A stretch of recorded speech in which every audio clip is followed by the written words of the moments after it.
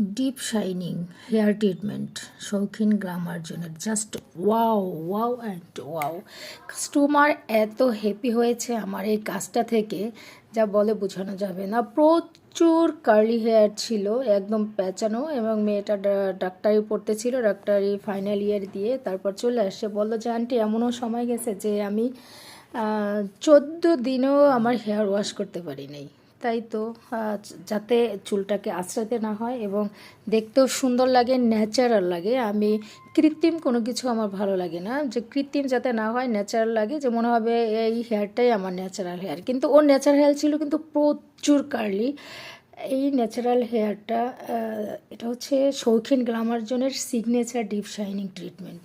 তোমরা এই ধরনের ট্রিটমেন্ট যারা করাইতে চাও তোমরা চলে আসতে পারো শৌখিন গ্ল্যামারজন, অথবা তোমরা বুকিং দিতে পারো আগে থেকেই, কারণ যেহেতু সিজন চলছে, বিয়ের সিজন এবং হেয়ার রিবন্ডিংয়ের সিজন, সেই ক্ষেত্রে পোস্টে দেওয়া নাম্বারে তোমরা বুকিং করে নিবে।